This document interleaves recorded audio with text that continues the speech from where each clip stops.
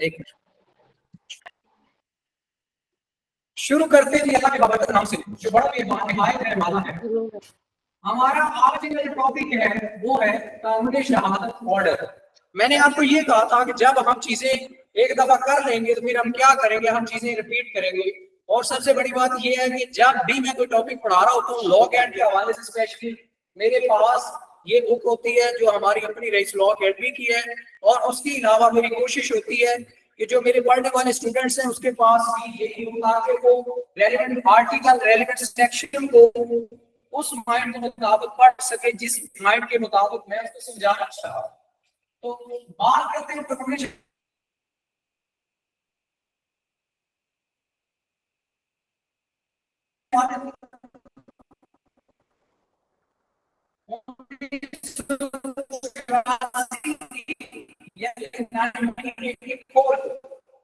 आप कानून शहादत ऑर्डर को स्टार्ट करने से पहले मैं एक चीज एक्सप्लेन करना चाहूंगा। यानी फॉर एग्जांपल ए ने बी पर इल्जाम लगाया, ए क्या मान गया इसमें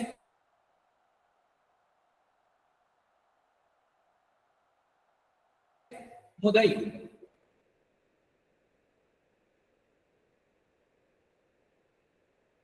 इसको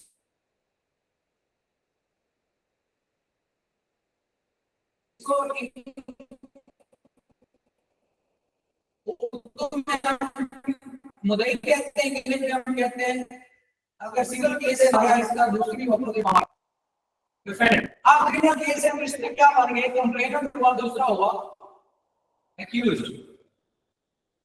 कंप्लेनेंट क्या करता है, अपना एलिगेशन लगाता है कि ये मेरे साथ वाकया हुआ, एक्यूज्ड कहता है जी ये जो स्टोरी है ये झूठी है। आप इस सारी को साबित करने के लिए, जज करने के लिए हमारे पास क्या मैकेनिज्म है कि हम इसको क्लैरिफाई कर सके, आया कंप्लेनेंट सच्चा है या एक्यूज्ड सच्चा है। क्योंकि जब कंप्लेनेंट केस करता है तो ये मेरा माइंड है, मैं प्रैक्टिस करते हुए जो चीजें मैंने ऑब्जर्व की है 90% कंप्लेनेंट की यही ख्वाहिश होती है कि जितने दुनिया के जहां के इल्जामात हैं वो उस पे डाल दे। उसके बाद क्या है, अगर अक्यूज झूठा है तो उसकी ये जिम्मेदारी होती है या उसकी ये कोशिश होती है कि जितने भी झूठे मामला को झूठा साबित कर सकता है अपने बचाव के लिए वो करेंगे। लेकिन कोई भी मैटर है उसको साबित कैसे करना, आप कानून के पास कोई जादू की छड़ी तो है नहीं, ना जज के पास होती है, ना आप और मेरे पास है कि हमारे पास गैर का इल्म हो और हम बताएंगे कि यार ये कंप्लेनेंट सच्चा है या अक्यूज्ड सच्चा है, ये कंप्लेनेंट सच्चा है या डिफेंडेंट सच्चा है। इस सारी चीज को प्रूव करने के लिए हम कहां जाते हैं, हम जाते हैं एविडेंस पे।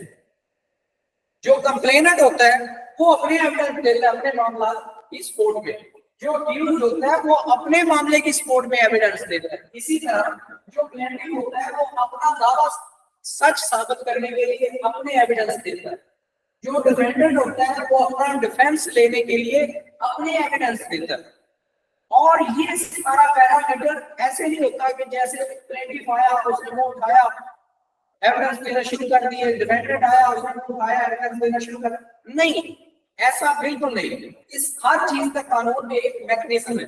अब बात आ गई जब एविडेंस पे, तो एविडेंस की बात करते हैं पाकिस्तान में लॉ ऑफ एविडेंस को ट्रीट करने के लिए पहले तो 1872 का कानून था जिसको कहते हैं लॉ ऑफ एविडेंस।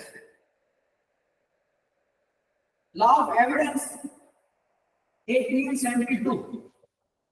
उसके बाद हमारा जब तीसरा मार्शल लॉ लगा लगा तो उसमें क्या हुआ, वो थोड़े से मौलवी टाइप थे, उन्होंने कहा कि लॉ ऑफ एविडेंस एक्ट क्या होता है, हमारा वैसे कोई सिख नहीं, हम मुसलमान है। उन्होंने फिर क्या किया 1884 में यानी 5 जुलाई जब पहला कदम भुट्टो के दौर में मार्शल लॉ लगा था, कब लगा था 5 जुलाई 1977 को मार्शल लॉ लगा और साथ ही उन्होंने ऑर्डर किया था कि लॉ ऑफ एविडेंस को खत्म किया जाए, कानून शहादत ऑर्डर बनाया जाए। ये ऑर्डर कब हुआ था 5 जुलाई 1977 को ऑर्डर पास हुआ कि लॉ ऑफ एविडेंस एक्ट को खत्म किया जाए। इसको कानून शहादत ऑर्डर बनाया जाए। और ये फिर कानून शहादत ऑर्डर 1984 में लागू हुआ पूरे पाकिस्तान में।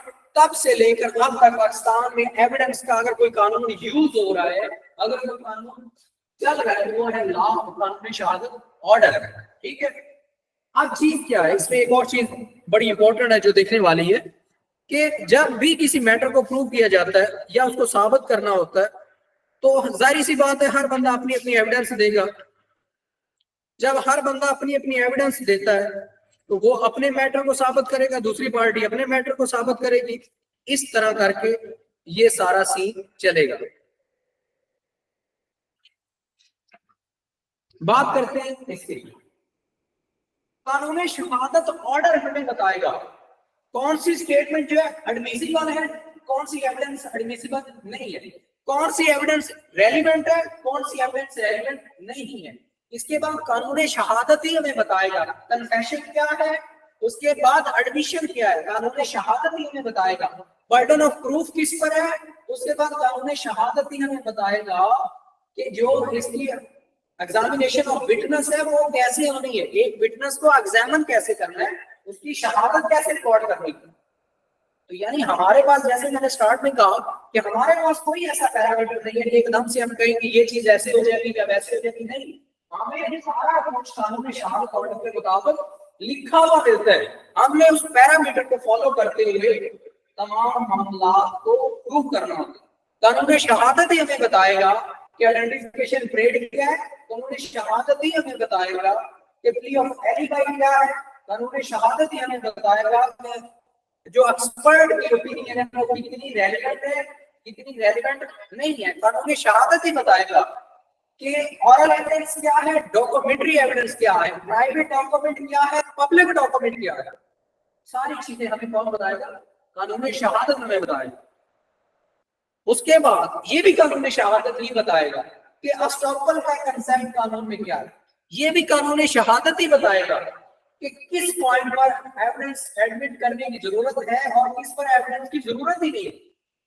कानून शहादत ही बताता है कि बच्चा अगर 6 माह का भी हो तो वो लेजिटिमेट हो सकता है।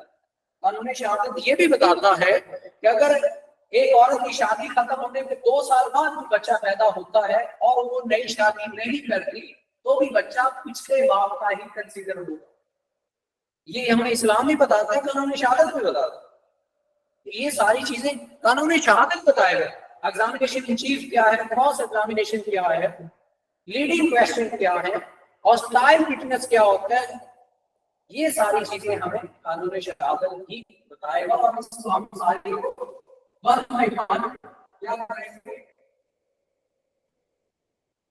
वन बाय वन इस सारी चीजों को डिस्कस करेंगे। ये अभी जो मैंने आपको दिया है ये कानून शहादत पूरे का ओवरव्यू दे दिया। डेफिनेशन उन सारी पॉइंट्स तरतीब से, बर्डन ऑफ प्रूफ का एक अलग चैप्टर है, ठीक है, एग्जामिनेशन ऑफ विटनेस का अलग चैप्टर है, कन्फेशन क्या है उसका अलग चैप्टर है, एडमिशन क्या है उसकी अलग तारीफ की गई है। ये सारी चीजें हमें बताएगा कौन सा विटनेस कॉम्पिटेंट है, कौन सा विटनेस कॉम्पिटेंट नहीं है, कौन बताएगा, कानून शहादत ऑर्डर। स्टार्ट करते हैं फर्स्ट ऑफ ऑल कानून शहादत ऑर्डर 1984।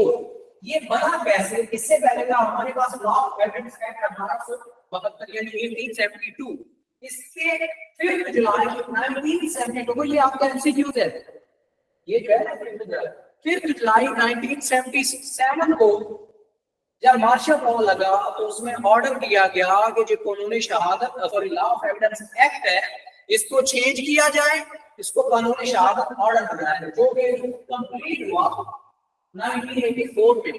अब इसको बनाने का मकसद क्या था, बेसिक पर्पस ये था कि इसमें जो लॉ ऑफ एविडेंस एक्ट है इसको कुरान और सुन्नत के मुताबिक डाला था, क्योंकि वी आर मुस्लिम। तो हमारा जो लॉ ऑफ कानून शहादत है, कानून शहादत का जो कानून है वो कुरान और इस्लाम की इंजक्शन के मुताबिक होना चाहिए, वो अंग्रेज का बनाया हुआ नहीं होना चाहिए। वैसे तो हमारे बहुत सारे ही कैसे बल्कि 90% जो हमारे कानून हैं वो सारे के सारे वही है जो आज से पहले अंग्रेज ने 1800 समथिंग में बनाए थे, जब उसने बड़े सगीर पाक और हिंद को फतह किया था, उस वक्त 60 में बने थे सारे मुल्क कवानीन। हमने क्या किया, हमने इतना किया कि जो जब पाकिस्तान और इंडिया की पार्टीशन हुई तो जो पाकिस्तान वाले थे उन्होंने इतना किया कि लाइन चेंज कर दी कि पाकिस्तान के लिए एप्लीकेबल है, इंडिया वालों ने इतना किया कि ये पूरे इंडिया के लिए एप्लीकेबल है। हाँ, इंडिया वालों ने बहुत सारी अमेंडमेंट की, बहुत सारी चेंजेस की, पाकिस्तान कोशिश कर रहा है लेकिन उस तरह शायद अभी नहीं कर सकता जिस तरह होना चाहिए था। तो फर्स्ट ऑफ ऑल बात करते हैं इसकी डेट की कि ये लागू कब हो। 28 अक्टूबर 1984 को कानूनी शहादत ऑर्डर इन्फोर्सेबल हुआ, बना। अब बात करते हैं इसके प्रेम्बल की। Where as it is expedient to revise, amend and consolidate the law of evidence as to bring in it conformity with the injunction of Islam as laid down in the Holy Quran and Sunnah.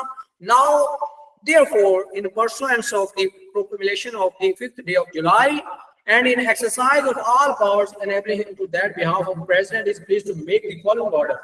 5th July 1977 order हुआ president के order के तहत कि जितना जल्दी हो सके, जिस तरह हो सके, तमाम शहादत के जो कानून है उसको देखते हुए, कुरान और सुन्नत को देखते हुए कानून के शहादत ऑर्डर को बनाया जाए।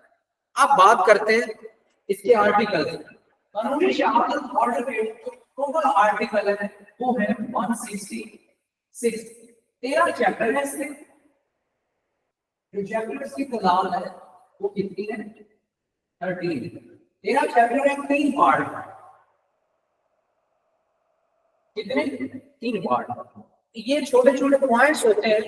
जब भी किसी लॉ को पढ़ना होता है, जब भी किसी लॉ को समझना होता है, तो फर्स्ट ऑफ ऑल कोशिश करें कि उसका थीम समझे, इसमें क्या क्या चीजें आएंगी। जिस तरह मैंने 10 मिनट आपको इसका पूरा ओवरव्यू दिया कि कानूनी शहादत ऑर्डर में हम डिस्कस क्या क्या करेंगे। तो फर्स्ट ऑफ ऑल बात करते हैं हम आर्टिकल 1। आर्टिकल 1 की बात करते हैं। Short title, extent and commencement. This order में बी कॉल्ड कानूनी शहादत ऑर्डर। इसको क्या कहा जाता है? इसको कानूनी शहादत ऑर्डर 1984 कहा जाता है। It extend to whole of Pakistan and apply to all judicial proceedings or before any court, including a marshal, a tribunal, or authority exercising judicial or quasi-judicial powers or jurisdictions, but does not apply to proceeding before an arbitrator. क्या कहा गया? According to Article 1, कानूनी शहादत जो है इसका नाम है, और ये पूरे पाकिस्तान की तमाम किस्म की जुडिशियल, क्वाजी-जुडिशियल प्रोसीडिंग में इस्तेमाल होता है। सिर्फ एक जगह पे इस्तेमाल नहीं होता। वो क्या है? आर्बिट्रेशन। आर्बिट्रेशन के लिए कानूनी शहादत की जरूरत है। अब आर्बिट्रेशन क्या मामला है? बेसिकली तो सालसी का कानून है ना, जिसके तहत दोनों पार्टियों में राजीनामा करवाना होता है, सुलह करवानी होती है। तो भाई जब सुलह करवानी होती है तो एक दूसरे से सफाइयां नहीं मांगते। इस मैकेनिज्म को मेरे माइंड के मुताबिक कि जब सुलह करवानी होती है तो फिर शहादतों की एविडेंस की जरूरत नहीं होती, जल्दी करो मामला खत्म करो। इस वजह से ये वर्ड यूज किया गया कि आर्बिट्रेशन में इसका कोई रोल नहीं, क्योंकि जब मैटर कोई वैसे सुलह सफाई से खत्म कर, अदरवाइज जहां पे किसी चीज को एविडेंस से स्कोर किया जाएगा वहां पे कानूनी शहादत ऑर्डर अप्लाई होगा। It shall come into 4 at once. अच्छा जी, इसके बाद है हमारे पास इसका आर्टिकल नंबर 2, इंटरप्रिटेशन। आप ये आर्टिकल जो है ये इसकी डेफिनेशंस बताता है।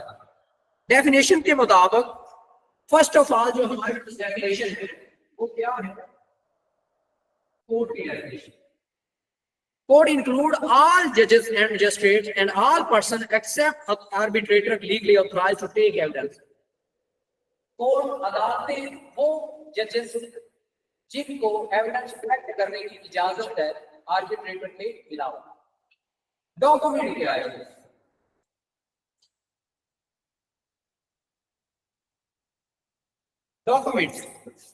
Documents means matter expressed or described upon any substance by means of letters, figures, or mark, or by more than one of those means intended to be used or which may be used for the purpose recording the matter अब कहते हैं जी document क्या है।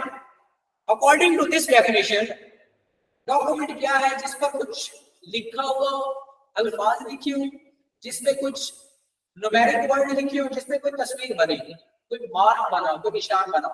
अब ये देखिए अलग first of all ये इसमें क्या लिखा हुआ है? वर्ड्स यानी अल्फाबेट लिखे हुए। इसके साथ ये पीछे नंबर लिखा हुआ है, ये आगे न्यूमेरिक के वर्ड।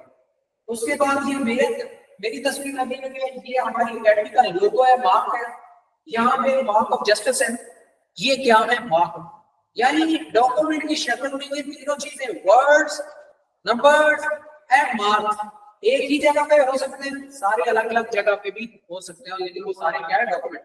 जरूरी नहीं है कि डॉक्यूमेंट सिर्फ किसी पीस ऑफ पेपर को समझा जाए।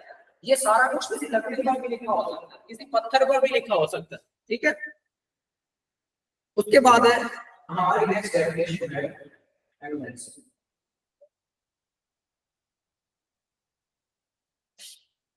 Evidence, all statement which the court permits or required be made before it by witnesses relation to matters of facts under inquiry. Such statement are called oral evidence. वो statement जिसको court require करती है इसलिए किसी matter को inquire करने के लिए, तो उसको क्या कहते हैं? oral evidence. Or all documents produced for the inspection of the court side documents are called documentary evidence. आप उसी फैक्ट को प्रूव करने के लिए कोर्ट डॉक्यूमेंट रिक्वायर करती है, वो कौन सी एविडेंस हो जाएगी? डॉक्यूमेंट्री एविडेंस हो जाएगी। Who may testify? A person, आप अकॉर्डिंग टू सॉरी एक रह गया हमारा फैक्ट, एक डेफिनेशन है फैक्ट क्या है? Anything, state of things or relation of things capable of being perceived by the sense and any mental condition of which any person is conscious. Fact है किसी चीज के मुताबिक कोई हालत, बात, वजह, रीजन, ये सारे फैक्ट्स ही। अब बात करते हैं आर्टिकल नंबर 3। ये कानून शहादत ऑर्डर के मुताबिक बड़ा इंपॉर्टेंट आर्टिकल है। इंपॉर्टेंट इस सेंस में कह सकता हूं, हु मे टेस्टिफाई। आर्टिकल 3 क्या कहता है? हु मे टेस्टिफाई, कौन गवाही दे सकता है? Who may testify according to article number 3। नीचे इसके स्टेटमेंट स्टार्ट होती है, all persons shall be competent to testify। पहली बात तो ये है कि तमाम लोग जो हैं competent to testify, आगे इससे बात शुरू होती है नहीं। Unless the court considers that they are prevented from understanding the question put to them or from giving rational answer to those questions by tender years, extreme old age, disease, wear out body or mind, any other cause of the same kind। कौन लोग competent नहीं है testify देने के लिए? वो लोग competent नहीं है जो बीमारी की वजह से, बुढ़ापे की वजह से या बचपने की वजह से किसी क्वेश्चन को समझ के उसका आंसर नहीं कर सकते, तो कॉम्पिटेंट विटनेस नहीं। अदरवाइज बाकी तमाम लोग क्या है? Competent witness. इसी का provided that a person shall not be competent to testify if he has been convicted by court। वो बंदा भी competent witness नहीं है जो convicted by court है, जिसको अदालत से झूठी गवाही देने की वजह से कोई सजा मिली हो। Provided that further that the provision of the first provision shall not apply to a person about whom the court is satisfied that he has repented thereafter and mended his faith। लेकिन इस कानून के मुताबिक उस बंदे को फायदा है जिसने पहले तो झूठी गवाही देता था, लेकिन बाद में क्या किया? उसको रिपेंट कर रहा, तौबा कर रहा, अपना जो तरीका था वो चेंज कर लिया, कोर्ट को मुद्दे कर लिया कि जी मैं झूठी गवाही देने का काम नहीं करता। वो आपको अमानत चंद का ड्रामा याद है? वो एक स्टेज ड्रामे में बड़ा खुश होकर कहते हैं अब्बा जी मेरे काम नहीं लगे। क्या काम मिला? कहता जी मैं इसके बाद अदालत में झूठी गवाही ले आया। तो झूठी गवाही देना भी एक क्राइम है itself. Provided further that court shall determine the competency of a witness in accordance with the qualification prescribed by the injunction of Islam as laid down in the Holy Quran and Sunnah for a witness, and where such witness is not forthcoming, the court may take the evidence of witness who may be available। पहली बात तो ये है, पहली competency क्या है कि कुरान और सुन्नत के मुताबिक विटनेस होना चाहिए। अब कुरान और सुन्नत के विटनेस कौन है? वो विटनेस जो तज़किया के शाहों पर पूरा करते हैं, वो 4 लोग जिन्होंने ना कभी गुनाह किया और ना गुनाह होता देखा, तो वो कहां से मिले? तो फिर साथ ही कानून में ये कहा गया कि अगर वो नहीं मिलते तो जो मिलने हैं उनके मुताबिक काम चला। अब बाकी इसकी explanation, a lunatic is not incompetent to testify. इसका क्या मतलब है? कोई ठीक नहीं है, वो भी टेस्टिफाई कर सकता है ऐसे लोगों ने जो कुछ सवाल क्या यकीन करें, हम पहले बंदे हैं जिसने इसको सही से एक्सप्लेन किया। मेरा भी 5,000 स्टूडेंट गुजर चुका है, किसी को इस लाइन की समझ नहीं आई। ए लुनेटिक इज नॉट इनकम्पिटेंट, वो इनकम्पिटेंट नहीं है। जो इनकम्पिटेंट नहीं है वो फिर क्या है? वो कम्पिटेंट है, क्योंकि नॉट के साथ इनकम्पिटेंट को माइनस माइनस प्लस, इसमें अगर मैथ का फार्मूला भी लगा लिया जाए तो चीज समझ आ जाती है कि a lunatic is not incompetent to testify unless he is prevented by his lunacy from understanding the question put to him and give rational answer to them। अब बात क्या है, कुछ लोग होते हैं जिनको मिल गई है दौरे पड़ गए, that time they were not competent witness, और अगर वो सही कंडीशन में है, जितनी देर वो सही हालत में, that time वो क्या है? competent witness। ये अब बात करते हैं आर्टिकल नंबर 4 से 14। 14 से 4 क्या है? इन लोगों को प्रिविलेज हासिल है।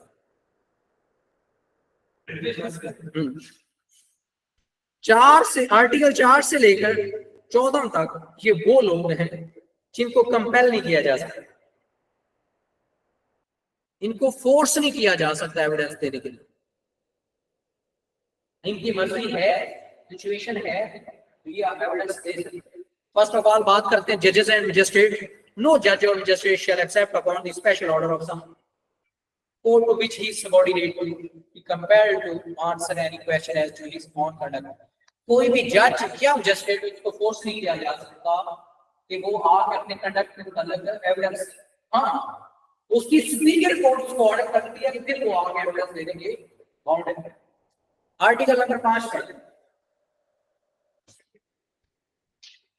marriage communication during marriage, no person who is or has been married shall be compelled to disclose any communication made to him during marriage। आप दो लोग मियां बीवी हैं, कोई उनको भी फोर्स नहीं कर सकता कि भाई आप लोगों के दरमियान क्या राजो रियाज में बातें हो रही है, बताओ। फॉर एग्जाम्पल इसकी एक एग्जाम्पल ये भी है, अगर मियां में क्रिमिनल है ना तो बीवी को फिर भी फोर्स नहीं किया जा सकता कि इसके राज फाश में कर दे एविडेंस।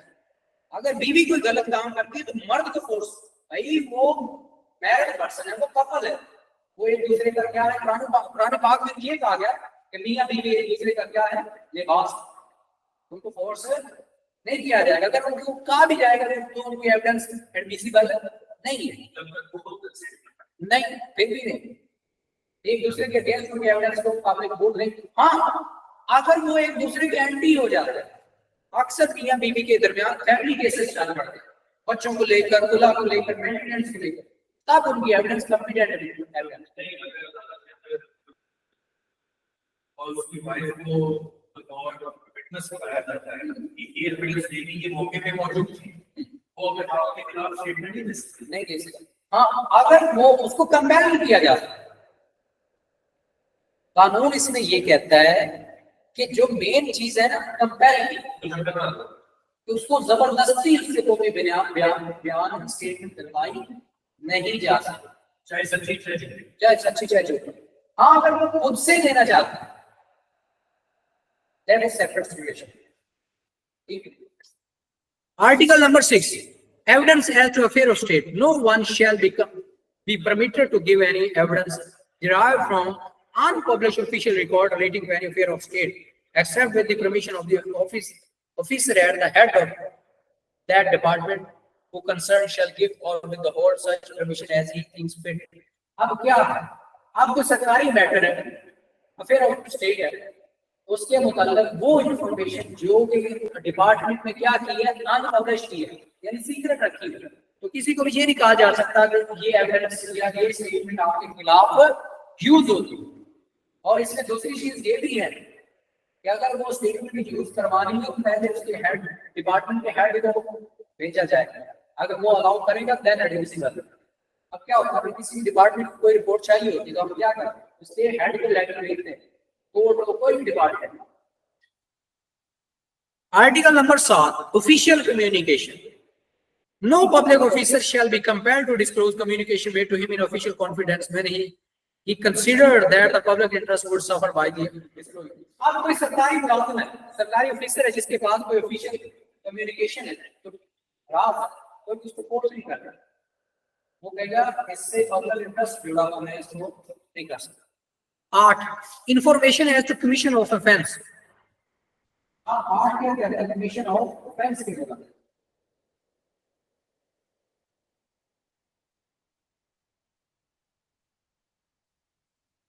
Commission of offence. अब एक मजिस्ट्रेट है या कोई रेवेन्यू ऑफिसर है या कोई एसएचओ थाने का, उनको कोई खुफिया इत्तला मिलती है किसी एसएचओ को यहाँ पे कोई बंदा मंशियात बेच रहा है या यहाँ पे कोई बम धमाका होने वाला है, या किसी मजिस्ट्रेट को इत्तला मिलती है कि यहाँ पे अपना अमान का फोकस खतरा है, यहाँ पे नफरी भेजे, या किसी रेवेन्यू ऑफिसर को इत्तला मिलती है कि यहाँ पर ब्लैकमेलिंग हो रही है या किसी चीज की जालसाजी हो रही है या स्मगलिंग हो रही है, तो वो अपना टास्क परफॉर्म करेंगे। वो किसी को ये नहीं बताने के लिए या कोई को कंपेल कर सकता कि आपके पास सीक्रेट इंफॉर्मेशन आई बात है, चाहे सुपीरियर भी हो, लेकिन उसमें फिर देखा जाएगा। हाँ जी। अब फॉर एग्जाम्पल अक्सर हमारे पास हमने एक स्टेटमेंट पढ़ते देखते हैं ना कि जो अभी कल की चल रही है, ये जो पंजाब कॉलेज वाला इशू चल रहा है लाहौर में, इसमें क्या हो रहा है, स्टेटमेंट चल रही है पुलिस के डिफरेंट नंबर के साथ कि अगर किसी बंदे के पास इसके मुताबिक कोई वीडियो, कोई ऑडियो, कोई फुटेज है तो वो पुलिस को या मुतल्लिका एजेंसी को सेंड करें, इसका नाम क्या किया जाएगा, सीधा लिहाज में रखा जाएगा। ठीक बात, यही आर्टिकल सपोर्ट करता है। आर्टिकल 9 की बात करते हैं, प्रोफेशनल कम्युनिकेशन।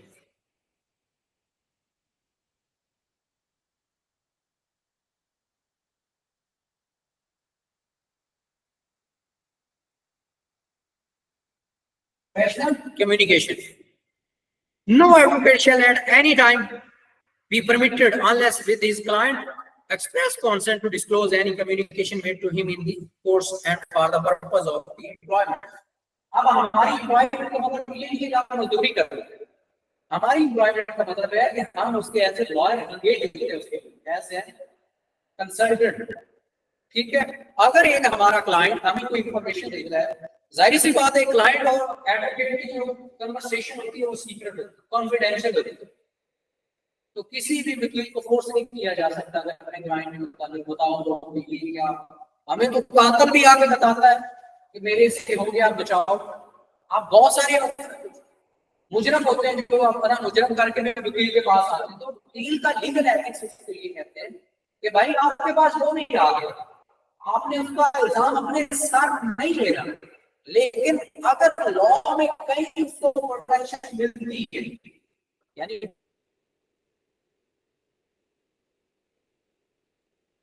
बहुत सारे इन्वेस्टिगेशन में लुकूनास होते हैं, उनके तहत पर अगर लॉ को थोड़ा सा सपोर्ट करता है उसकी फेवर की जाती है। आपने उसका केस लड़ना है, आप उसका फेस देखना है कि उसके शक्ल जो वो नहीं, आपने क्या करना है उसको लीगल वो क्या कहते हैं हेल्प प्रोवाइड करना। इस बार हो सकते हैं, उसके बाद अगर उस चीज को एडमिसिबल नहीं, पहली बात क्या है एडमिसिबल। आर्टिकल 10 क्या है, 10 बताता है। अब article 9 apply to interpreters.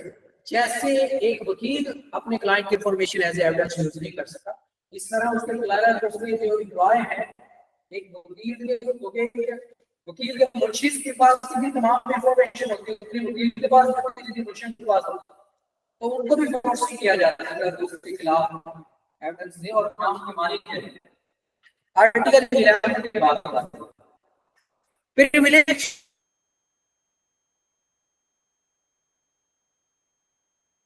not waived by volunteering evidence. If any party wishes to give evidence, they can his own instance or such advocate as a witness, he shall be deemed to have consented to such disclosure only is he questions such advocate on matter which But for such question he would not be liberty to disclose. बात ये है, अगर कोई client अपनी मर्जी से कोई बात उसने बताई है, अगर बताता भी है, इसके बावजूद वकील को इजाजत,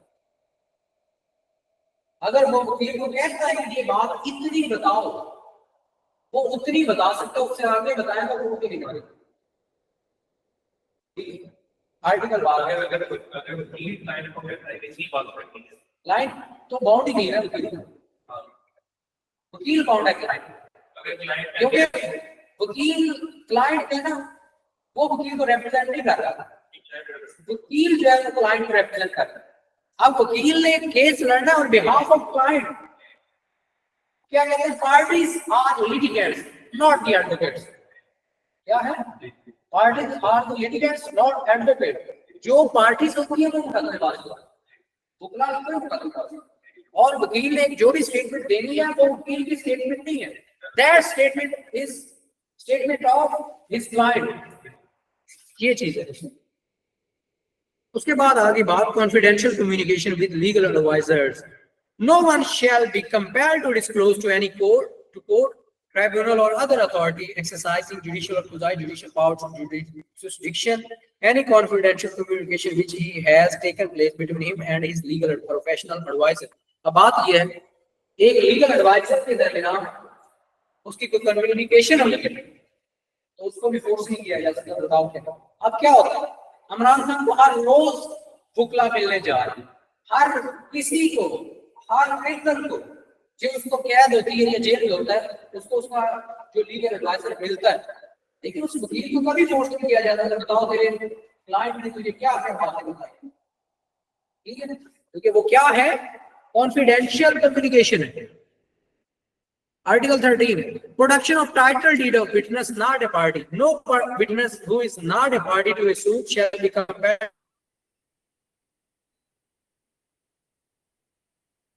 to produce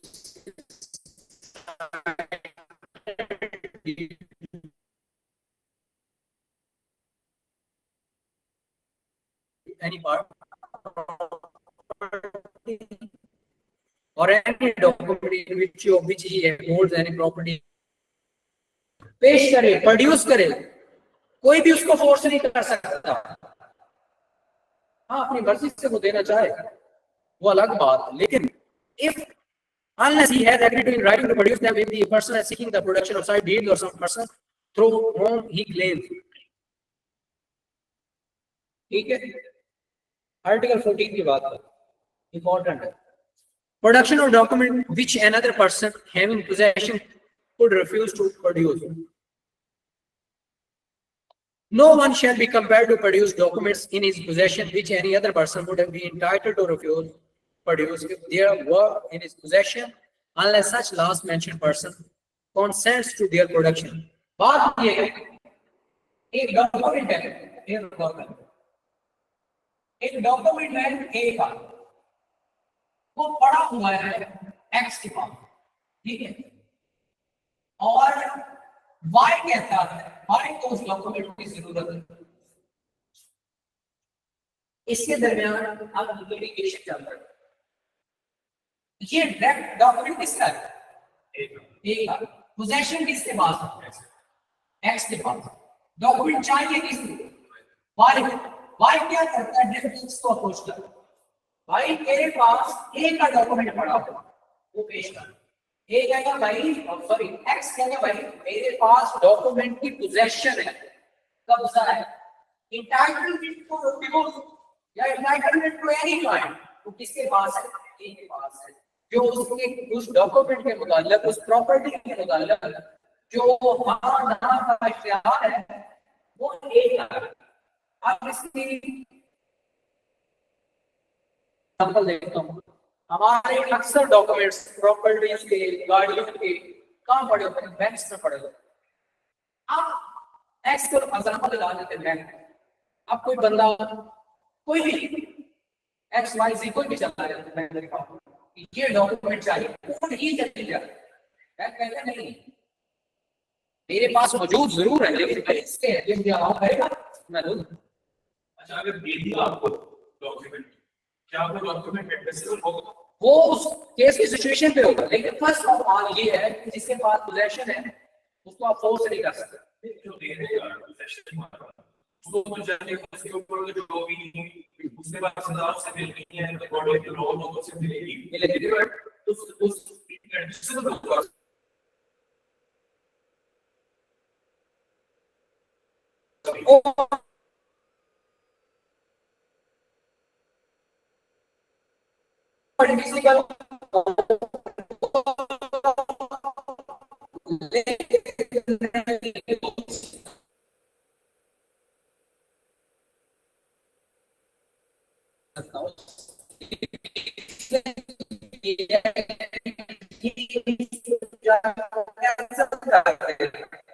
मैंने कई चीज को अलाउ नहीं किया था कि ये चीज उसको दे।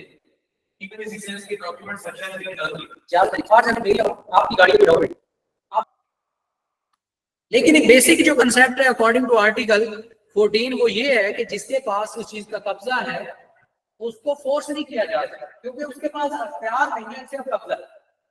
मिसाल के तौर पर हमारा कोई ठेकेदार है, उसने कोई प्रॉपर्टी ली हुई है, तो तीसरी पार्टी आती है यार ये जमीन मैंने तेरे से खरीद ली है, तू मुझे दे। वो कहेगा भाई मेरे पास जमीन का ठेका है सिर्फ, या मेरे पास किराए पर है, मान लो जिसका वो बैठा है वो दे ना, तो मैं कुछ नहीं कर सकता। आप समझ गए इस कंसेप्ट को? ये था हमारा 4 से 14 महबूब जिनको क्या हासिल है अकॉर्डिंग टू लॉ, इनको प्रिविलेज हासिल है।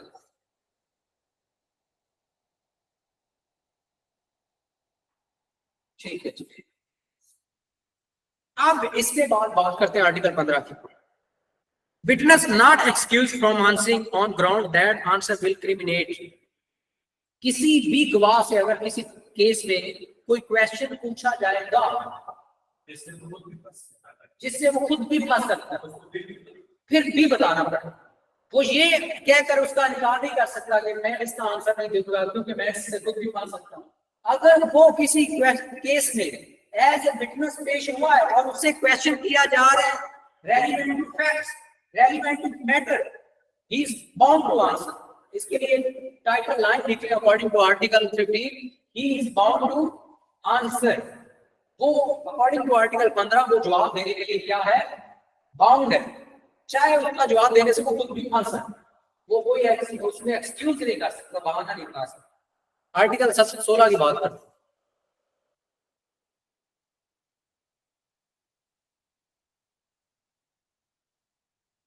वर्ड क्या हो गया, अकम्प्लिस। अकम्प्लिस किसको कहते हैं?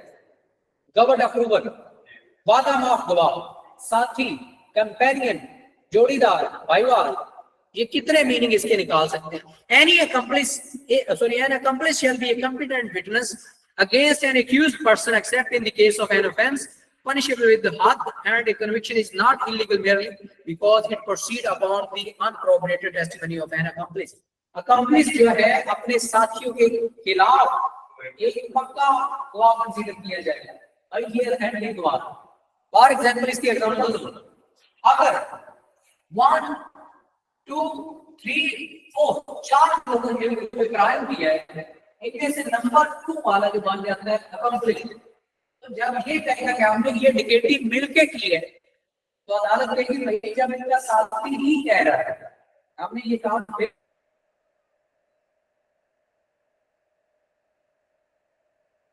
किया, इट मीन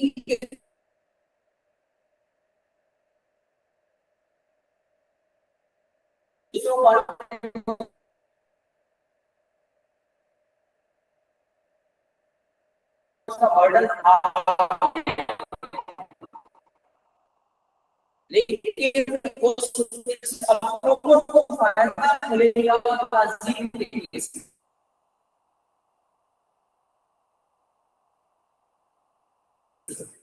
जहां पे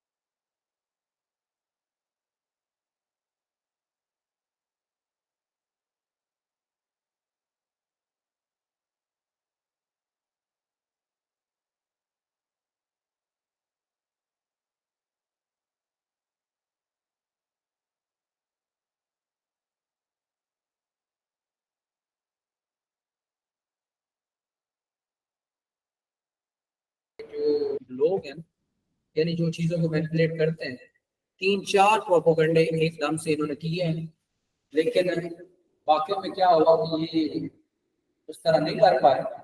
लेकिन इधर आ गए कि बांग्लादेश वाला सिस्टम करना चाह रहे थे, हर तरफ दंगे फसाद, ये इवन की जो पिछले कड़ियां, ये सारा कुछ। अब जो उधर लोग मरे हैं वो क्या करते हैं, कराची में, चाइना में, वो अब जरदारी साहब के सर पे जा रहे हैं। ये उनकी एजेंसी की रिपोर्ट है, चाइना की बेसिक रिपोर्ट। ये जो एजेंसी होती है इनके पास भी खबरें होती है। अच्छा जी, आर्टिकल 16 तक था, आप बात करते हैं आर्टिकल 17।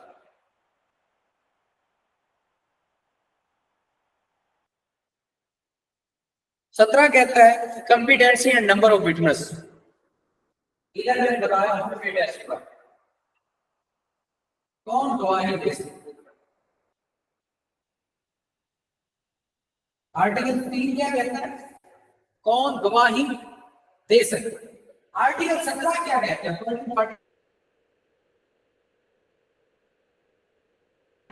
कितने गवाही।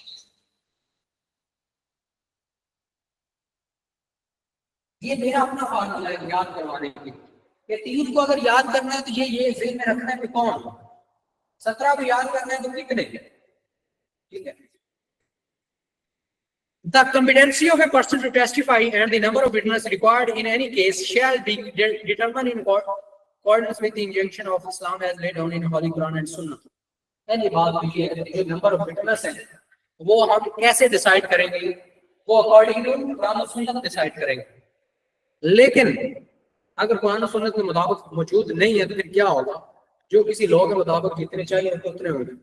लेकिन इसका नंबर 3 पढ़, सॉरी ए पढ़े, in matters pertaining to financial or future obligations, if reduced to writing, the instrument shall be attested by 2 men or 1 man and 2 women। अगर कहीं पे भी क्या है, फाइनेंशियल इशू है, फाइनेंशियल मैटर या फ्यूचर का लेंथिंग का ऑब्लिगेशन मसला, तो उसको अटेस्ट करने के लिए 2 मर्द गवाह होने चाहिए, ठीक है। अगर 2 मौजूद नहीं है तो एक मर्द या एक मर्द 2 खवातीन, ताकि अगर कोई एक भूले तो दूसरा उसको याद करवा सके। और ये वो क्वेश्चन है कि वो टर्म जो हर अल्लाह एमसीक्यू में पूछता है। अब ये याद कैसे रहेगी, ये याद ऐसे रहती है कि आपने मुझे सुना, यहाँ पे नोट्स भी बनाए सुनते हुए, साथ साथ आपने अपने वो क्या कहते हैं 1 लाइनर नोट भी बना रहे हैं, इसके बावजूद एक दो बार सुनना पड़े। ये ज़हन में रखने के लिए एक चीज अपने ज़हन में बैठा लें, लॉ जितनी बार सुनेंगे उतनी बार याद रहेगा, और जितनी बार सुनेंगे उतनी बार नई चीज मिलेगी। In all other matters, the court may accept or act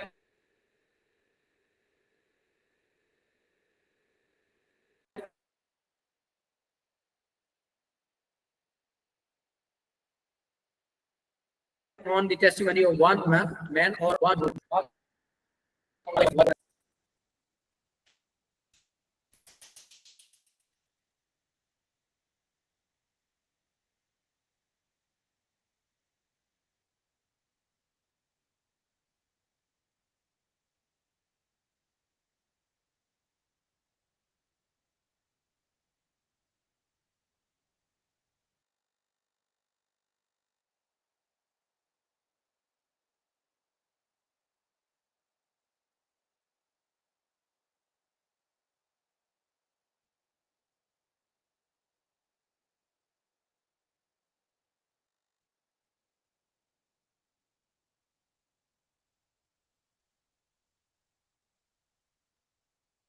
अब किस तरह फैक्ट्स हैं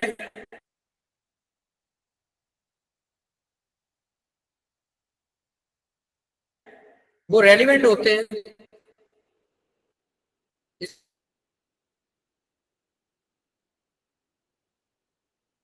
इसको अब हम सारे पढ़ते हैं।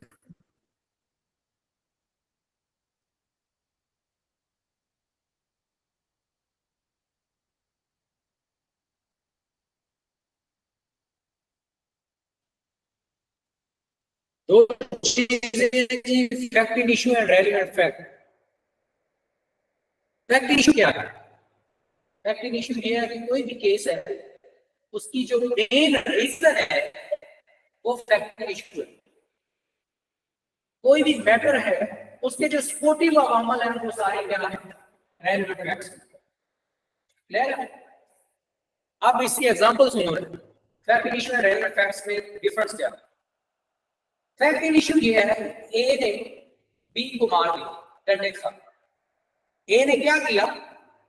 बी को मार दिया। अब ए ने जो बी को मारा है वो क्या है? फैक्ट इशू है। किस चीज से मारा है? किस चीज से मारा है?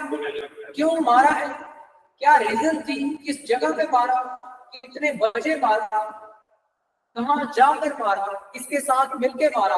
कैसे प्लान करते?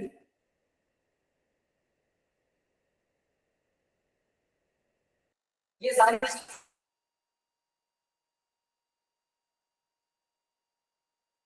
क्या है?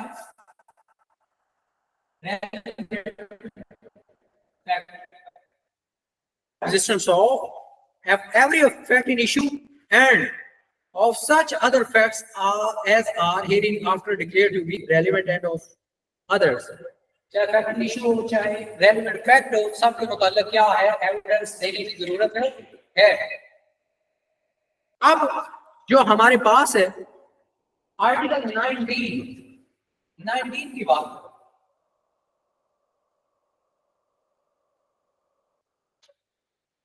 Relevancy of facts forming part of some transactions।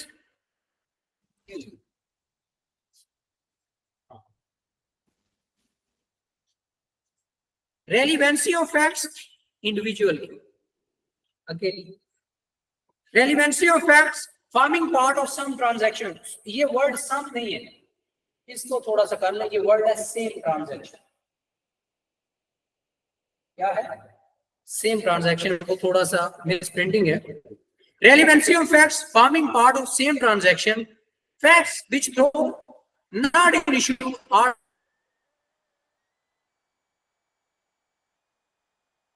also connected with the fact issue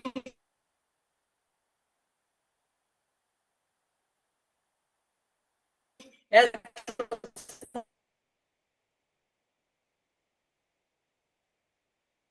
form part same transaction are relevant whether they occurred at the same time and place or at different time and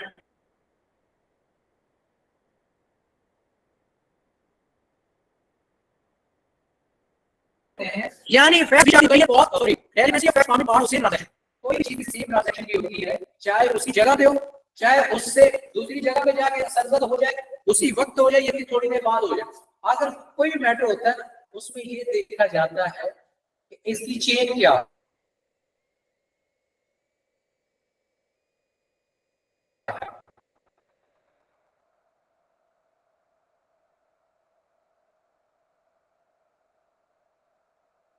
matter क्या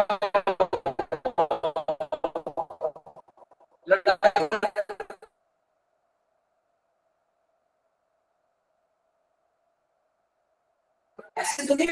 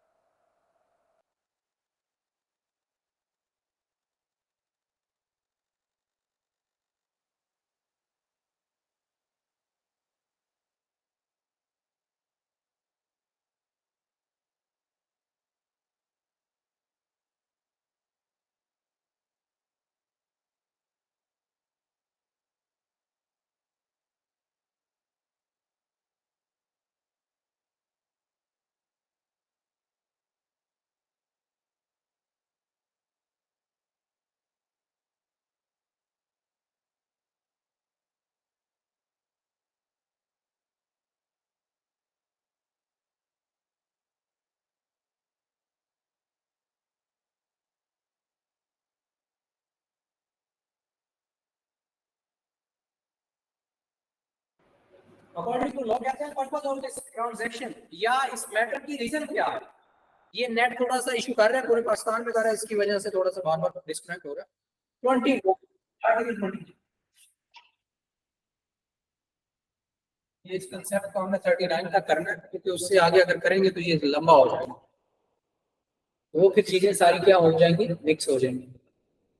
अब मसला कहाँ पे आता है, इसको simple भी किया जा सकता होता है, लेकिन वो मैं पर्सनल सेटिस्फेक्शन के लिए फिर इसको लेंथी कर जाता हूं।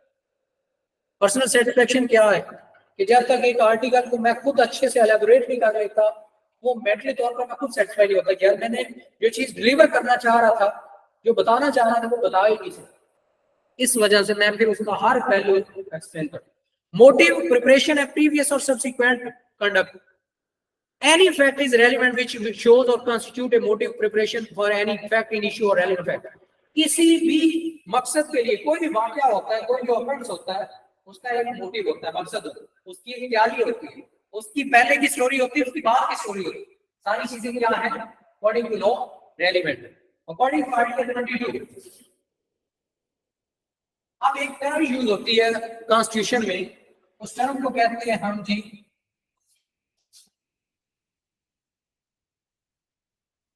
Identification parade. उर्दू में इसको कहते हैं शनाख्त परेड। पूरे आर्टिकल में आपको कहीं भी आइडेंटिफिकेशन परेड का वर्ड नहीं मिलेगा। Facts, the necessity to explain और इंट्रोड्यूस रेलेवेंट फैक्ट, वो फैक्ट्स जिनमें फैक्ट्स को इंट्रोड्यूस करवाना जरूरी हो जाए, वो सारे क्या है रेलेवेंट फैक्ट्स हैं। कैसे आइडेंटिफिकेशन परेड कब होती है, शनाख्त परेड तब होती है जब भी कोई मैटर अननोन पर्सन के खिलाफ, नामालूम लोगों के खिलाफ जब भी एफआईआर कोई मैटर दर्ज होता है तो उनकी क्या होती है आइडेंटिफिकेशन परेड होती है।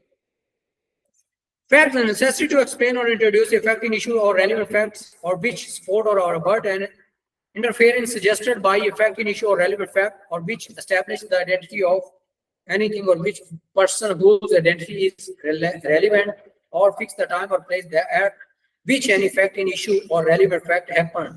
अब क्या होता है जब भी कोई मैटर होता है तो ये देखा जाता है यार ये जो बंदा पकड़ा हुआ है इसी ने ये कहता है कि मैंने फलां जगह पे भी एक मैटर इसी तरह से ये किया है, तो वो फिर उस वाकये की ड्यूएल को पुलिस फेस करती है।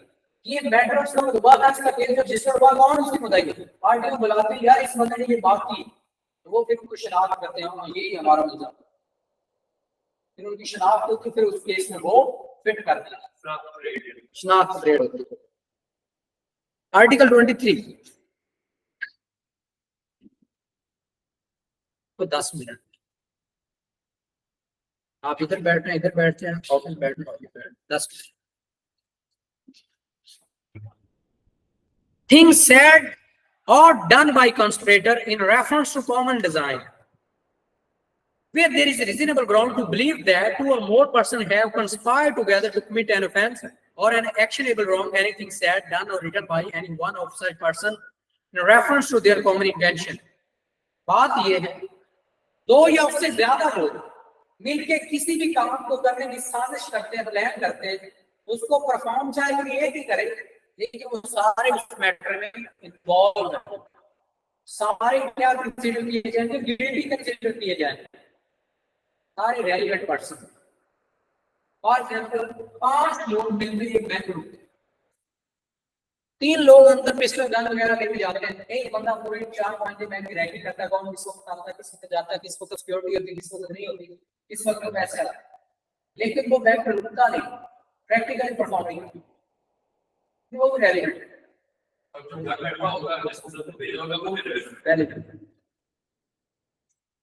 कानून ऐसे थोड़ा जाने देगा किसी।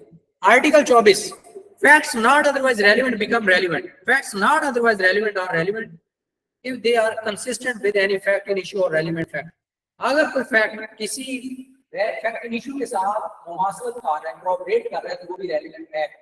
उसके बाद if by themselves or in connection with other facts that make the existence and non-existence of any facts is in question, issue or relevant facts highly probable or improbable। अब पॉइंट क्या है, इस क्वेश्चन को साबित करने के लिए according to article 24 एक वर्ड यूज होता है, वर्ड यूज होता है प्ली ऑफ एनीबॉडी। अब आप सोचेंगे प्ली ऑफ एनीबॉडी कौन सा कंसेप्ट है कानून का? मौके का बहाना बनाना। आप ये एक्सक्यूज लेते हैं कि जब ये ऑकरेंस हुआ था, that time I was in Karachi, I was in Peshawar, I was in Multan.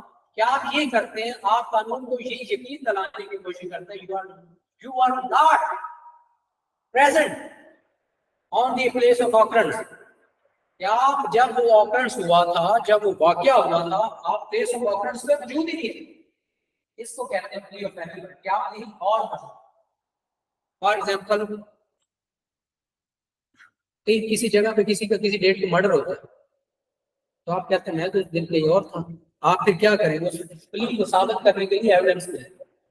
Article 25 in suits for damages facts standing to enable court to determine amount are relevant in suits in which damages are claimed, any fact which will enable the court to determine the amount of damages which ought to be awarded is relevant। अब एक बंदा किसी से कोई damages claim कर रहा है, वो डैमेजेस रेलेवेंट नहीं है जो उसने मांगे, वो रेलेवेंट है जो कोर्ट ने डिसाइड किया। क्योंकि डैमेजेस मांगने में तो बंदा अगले वक्त की जिंदगी भी मांग लेता है, सारा कुछ दे। लेकिन कानून ने क्या करना? उसको साबित करने के बाद, देखने के बाद सारा कुछ जो कोई कानून डिसाइड करेगा वो relevant. Article 26 facts relevant when right or custom is in question, when the question is in as to existence of any right or custom the following facts are relevant. जब किसी के हक, किसी राइट, किसी रस्म और रिवाज इन क्वेश्चन आ जाए, उस पर तनाज़ा छिड़ जाए, तो वो रेलेवेंट है। किसी न किसी बात पर तो बात हो गई ना, जो हाँ में बैठे हुए या उनकी सुन ली जाएगी, जो ना में बैठे हुए या उनकी हो जाएगी। According to article 27 facts showing existence of state of mind or of body or bodily feeling, facts showing the existence of any state of mind such as intention, knowledge, good faith, negligence, rashness, ill will or good will towards any particular person or showing the existence of any state of body or bodily feelings are relevant। कोई बात जब बात आपकी body feeling पर आ जाए, आपके mind पर आ जाए, तो फैक्ट इन इशू के मुताबिक वो भी रेलेवेंट कंसीडर की जाएगी। फॉर एग्जांपल आप गुस्से में किसी कहते हैं मैं तुझे देख लूंगा, मैं तुझे जान से मार दूंगा, कुदरती उसकी कहीं किसी हादसे में मौत हो जाती, पहला शक किस पे जाएगा? उसी पे जिसने धमकियां लगाई होती। ठीक है, इसलिए कानून में fact of state of mind, body और बॉडी फीलिंग की मैटर करती है। अक्सर एफआईआर में देखा होता है कि ये भागता भागता आया, इसने ललकारा मारा, किसी को जाने लगा, इनको जान से मारा। अब वो खुद तो कुछ नहीं कर रहा, उसका रोल क्या है? ललकारा। ठीक है, article number 28 facts being on question whether act was accidental और इंटेंशनल।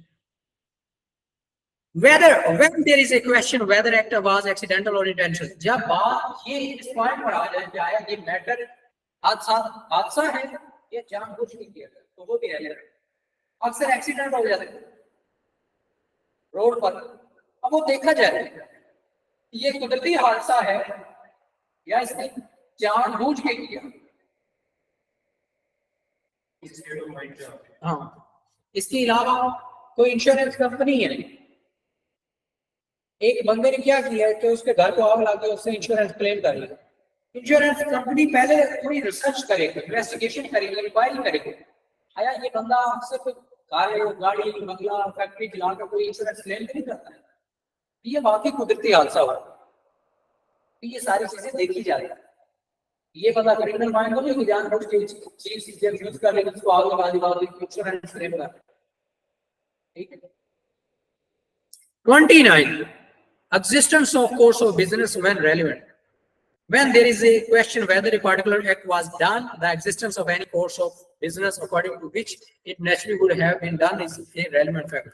एक काम रूटीन में हो रहा है, course of business, natural habit, वो तो होना और बात। आप उस रूटीन से जब हट के कोई काम होता है तो वो इन क्वेश्चन आ जाता है, वो रेलेवेंट है। और आप सुबह ऑफिस जाते हैं, शाम 5 बजे आओ, 9 बजे जाते हो, ये आपकी रूटीन है।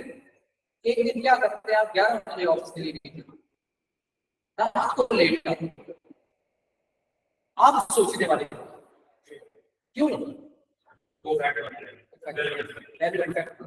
इसलिए रूटीन से हट के ये काम कैसे आज ही जैसे पीटीआई है शंघाई कानून तंजीम के वक्त ही अपने धरने का ऐलान किया,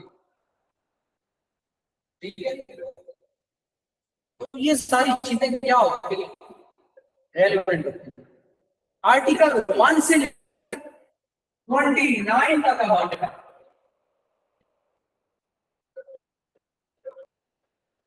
इसके बाद हमारे पास एडमिशन है, कन्फेशन है,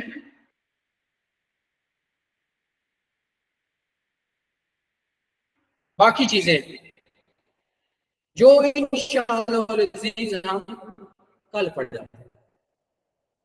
और कल मैं कोशिश करूंगा स्पीड थोड़ी सी और ज्यादा तेज रखूं के असल में वही बात जो मैंने पहले की है, मुझे खुद मजा आता है चीजें एक्सप्लेन कर, तो इस वजह से चीजें रहती है, लोगों को भी समझ आ रही होंगी। इंशाल्लाह मिलते हैं जी कल 5 बजे, अभी क्लास ऑफ